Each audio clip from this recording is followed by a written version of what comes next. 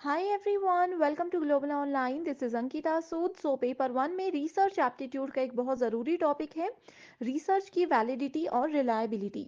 Already कल हमने इसके सारे कॉन्सेप्ट्स क्लियर किए थे एंड आज के सेशन में उसी के बेस पर इंपॉर्टेंट क्वेश्चंस मैं लेकर आई हूँ जो कि एज इट इज़ आपको एग्जाम में देखने को मिल सकते हैं. स्टूडेंट्स पेपर वन की बेस्ट प्रिपरेशन के लिए एक कंप्लीट कोर्स हम लेकर आए हैं जिसमें आपको एग्जाम के लेवल के हिसाब से और प्रीवियस ईयर के क्वेश्चन पेपर को एनालाइज करके पढ़ाया जाता है। डेली 3 लाइव लेक्चर्स के साथ पेपर से पहले आपका पूरा सिलेबस तो कवर होगा ही, साथ ही पीवाईक्यूज और एक्सपेक्टेड क्वेश्चंस के साथ आपकी रिविजन भी करवाई जाएगी। एक सबसे खास बात यह है कि इस कोर्स में हम आपको एक स्पेशल व्हाट्सएप ग्रुप में ऐड करेंगे जिसमें हर क्लास के बाद उसकी पीडीएफ आपको मिल जाएगी, जिससे आपकी तैयारी और आसान हो जाती है। साथ ही आपके कोई भी डाउट्स हैं तो आप अपने टीचर्स के साथ यहाँ पर डिस्कस कर सकते हो।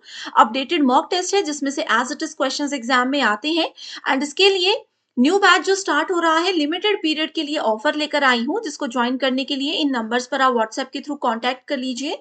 साथ ही स्टूडेंट्स कुछ फ्री वीडियोस अवेलेबल है ग्लोबल ऑनलाइन ऐप में, इसको डाउनलोड कीजिए। स्टोर सेक्शन पर जाकर सर्च बार में लिखना है कोर्स का नाम, that is Assam slate.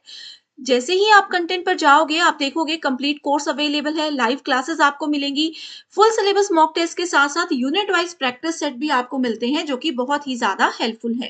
First question है, which of the following measures the consistency of same test over time. So इस क्वेश्चन में डायरेक्टली कहा गया है कि वो रिलायबिलिटी का कौन सा ऐसा टाइप होता है जिसमें हम सेम टेस्ट को बार बार थोड़े थोड़े समय के बाद कंडक्ट करते हैं ताकि हम उस टेस्ट की कंसिस्टेंसी को माप सकें, उसकी स्थिरता का परीक्षण ले सकें। ऑप्शंस है inter rater reliability, split item reliability, parallel form या फिर टेस्ट रीटेस्ट। सो देखो स्टूडेंट्स, इसमें एक चीज आपको ध्यान रखनी है, जैसे कि यहाँ पर कंसिस्टेंसी की बात की है तो पहले ही पता चल रहा है कि ये रिलायबिलिटी है। अब इसमें कहा है सेम टेस्ट ओवर टाइम, यानी कि एक ही टेस्ट को आप थोड़े थोड़े टाइम के बाद, थोड़ी थोड़ी देर के बाद कंडक्ट करवा रहे हो, ये देखने के लिए कि उसका जो रिजल्ट है वो स्थिर है या नहीं है।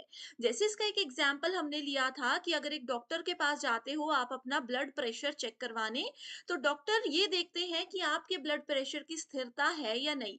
तो वो आपका टेस्ट कभी मॉर्निंग में करेंगे, फिर इवनिंग में भी करेंगे, एक्सरसाइज करने के बाद सेम टेस्ट होगा, एक्सरसाइज करने से पहले भी सेम टेस्ट होगा, ये जानने के लिए कि बीपी की कोई और रीजन है, बीपी बढ़ने या घटने का कोई और रीजन है, या फिर वो कंसिस्टेंट है।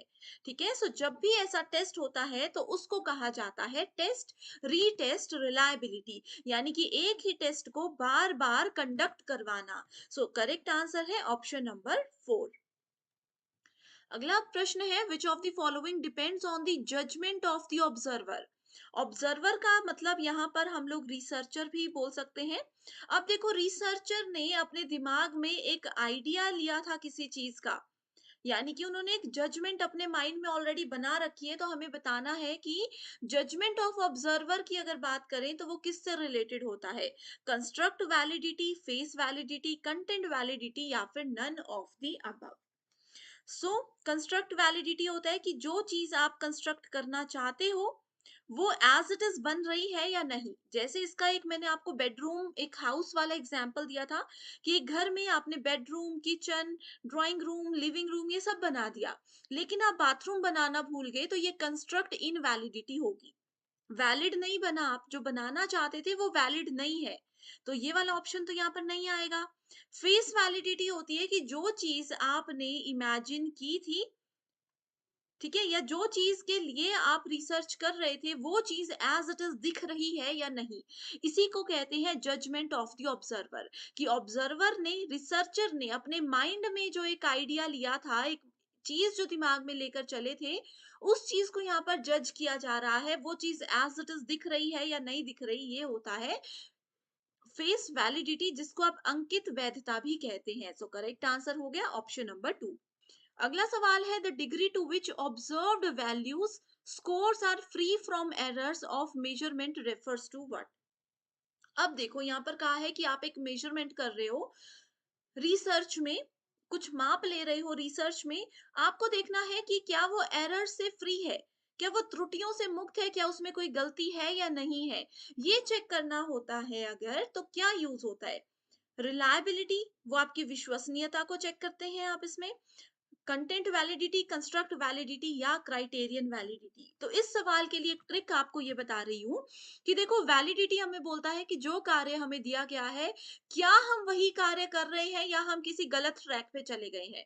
तो वैलिडिटी तो यहाँ पर क्वेश्चन में बनता ही नहीं है स्टेटमेंट, तो ये तीन ऑप्शंस तो होंगे ही नहीं। तो डायरेक्टली आपको पता चल रहा है कि करेक्ट आंसर होगा रिलायबिलिटी यानी कि विश्वसनीयता। अगला सवाल है, characteristics of good measurement are what.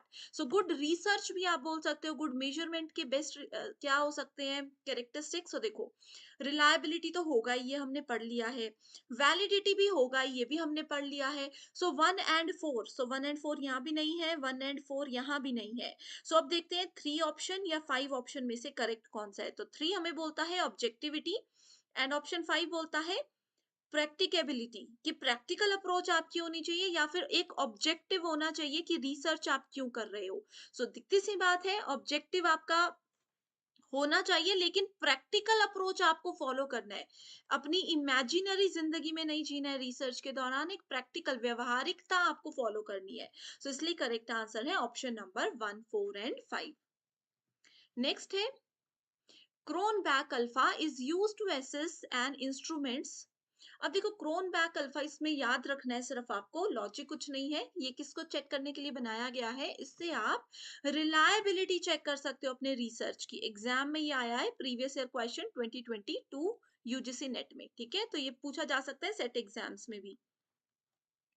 अगला सवाल मैच द फॉलोइंग से है, मोस्ट इंपॉर्टेंट, जिसमें आपको एक तरफ टाइप्स ऑफ वैलिडिटी है, दूसरी तरफ उसकी थोड़ी सी डेफिनेशंस दी है। सो फेस वैलिडिटी, जो चीज जिस मेजर ऑब्जेक्टिव जो है रिसर्च का, क्या हम उसी पर फोकस करके अपना रिसर्च कर रहे हैं, वही सवाल हम जो पॉपुलेशन से या सैंपल से पूछ रहे हैं या नहीं पूछ रहे, ये हमें फेस वैलिडिटी बताता है।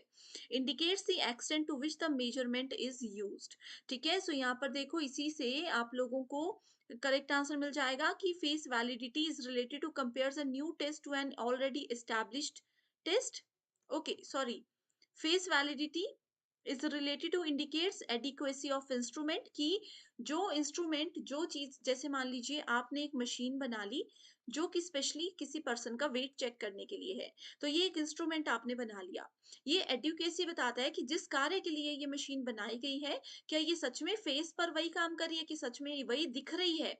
ऐसा तो नहीं है कि वेट चेक करने की मशीन बनाई है, कोई पर्सन इस पे चढ़े तो वो हवा में उड़ने लग जाए या कुछ भी हो जाए। तो ये है फेस वैलिडिटी। अगला है concurrent validity, that is compares a new test, एक नए टेस्ट को, टेस्ट किसी ओल्ड टेस्ट से, जो ऑलरेडी एस्टैब्लिश टेस्ट है उससे हम क्या करते हैं, कंपेयर करते हैं, वो कंकरेंट वैलिडिटी होती है। Construct validity, construct validity indicates the extent to which the measurement is used. ठीक है, कि किस लेवल पर हम काम करने वाले हैं, क्या एग्जैक्टली हमारी इमेजिनेशन है। Predictive validity, the extent to which a score on a scale forecast score on same criterion measures. Okay, अगला सवाल है, which of the following are content related validity. So सामग्री संबंधित वैधता क्या होती है। अपने लाइव लेक्चर में ऑलरेडी मैं बता चुकी हूँ कि कंटेंट रिलेटेड वैलिडिटी से सवाल आते हैं। सो फेस वैलिडिटी भी कंटेंट पर फोकस करती है, कंस्ट्रक्ट वैलिडिटी भी कंटेंट पर फोकस करती है। So both 1 and 2 are the correct answers. अब एक होमवर्क क्वेश्चन देती हूँ कि बताइए प्रिडिक्ट वैलिडिटी किससे जुड़ी हुई है। एंड स्टूडेंट्स, अगर ये सेशन आपको पसंद आ रहा है तो ज़रूर मुझे कमेंट करके बता दीजिए कि मैं इस सेशन को कंटिन्यू करूं या नहीं। एंड अगर कोई सवाल है, कोई कंफ्यूजन है, वो भी आप मुझसे पूछ सकते हो। Which of the following are use to measure reliability in research. Reliability के लिए कौन, सिंपल सा सवाल है कि रिलायबिलिटी के टाइप्स पूछे गए हैं यहाँ पर। टेस्ट, रीटेस्ट होता है, स्प्लिट हाफ होता है, इंटररेटर होता है। So B C and D, B C and D देखो, बहुत आसान है। रिलायबिलिटी के 3 टाइप्स होते हैं, टेस्ट, रीटेस्ट, स्प्लिट हाफ और interrater. Change of behaviour in people after they come to know they are participating in research project to produce results that do not have validity is known as what। कई बार एक person है, उनको हमने अपने research के लिए ले लिया। पहले उनको पता नहीं था, लेकिन रिसर्च के दौरान उनको पता लग गया कि एक रिसर्च में उनसे पूछे गए क्वेश्चंस का जो डेटा है उसको इस्तेमाल किया जाएगा एंड उनके बिहेवियर में उस समय फिर चेंज आने लग जाता है। ठीक है? जिसकी कोई वैलिडिटी नहीं होती है, जो कि बिल्कुल भी वैध नहीं होता है। सो ऐसे से केस में कौन-सा इफ़ेक्ट ये होता है? ऐसे इफ़ेक्ट को बोला जाता है हॉथरॉन इफ़ेक्ट, नागफनी प्रभाव। ये देखो हिंदी में समझ आ रही हैं चीज़ें बहुत अच्छे से, है ना? नागफनी इफ़ेक्ट। अब आपको मान लीजिए मैं आपसे बहुत चिकनी-चुपड़ी बातें कर रही हूँ। आप पहले मेरी बातों का बड़े अच्छे से जवाब दे रहे हो, लेकिन कुछ बातों में 5-10 मिनट के बाद आपको पता लगने लग गया कि अरे! इस लड़की का मुझसे कोई मतलब है। इस लड़की को मुझसे कोई काम करवाना है, ये बातों-बातों में मुझसे कुछ उगलवाना चाहती है। तो ऐसे में फिर आपका बिहेवियर चेंज होने लग जाएगा। इतनी देर आप जो मुझसे बहुत अच्छे से रह रहे थे, आपका बिहेवियर चेंज होने लग जाएगा। जब आपको पता चल गया कि आपकी इस समय क्या वैल्यू है मेरे लिए, ठीक है? सो ये होता है हाउथ्रोन इफेक्ट यानी कि नागफनी प्रभाव। The main types of validity encountered in research design and methodology are validity के टाइप पूछे, कुछ नहीं पूछा। देखो कंफ्यूज करने के लिए इतना बड़ा स्टेटमेंट बना दिया है, लेकिन वैलिडिटी के टाइप्स पूछे गए हैं। इंटरनल वैलिडिटी भी होता है, एक्सटर्नल भी होता है, कंस्ट्रक्ट भी होता है। स्टैटिस्टिकल कंक्लूजन कभी पढ़ा नहीं पढ़ा, कल के क्लास में पढ़ा था नहीं पढ़ा था। तीन टाइप के होते हैं, A B and C. D तो नहीं होता है, इसको ये गलत है। ए, अरे स्टैटिस्टिकल कंक्लूजन बिल्कुल भी नहीं होता, ऑप्शंस में थोड़ी सी गलती है। A B and C, A B and C, ठीक है? ये तीन है आपके वैलिडिटी के डिफरेंट टाइप्स। इसके अलावा बल्कि हमारे पास इंटरनल होता है, एक्सटर्नल होता है, फेस होता है, कंस्ट्रक्ट होता है, कंटेंट वैलिडिटी होता है, लेकिन स्टैटिस्टिकल कंक्लूजन नहीं होता है। सारे कॉन्सेप्ट्स क्लियर है तो मुझे बता दीजिएगा, एंड कोई भी इन 4 लेक्चर्स में से कोई भी पॉइंट या कोई भी लेक्चर मिस हो गया है, उसका लिंक आपको चाहिए तो वो भी मुझे बता दीजिएगा। Thank you so much for watching this session and I wish you all the very best.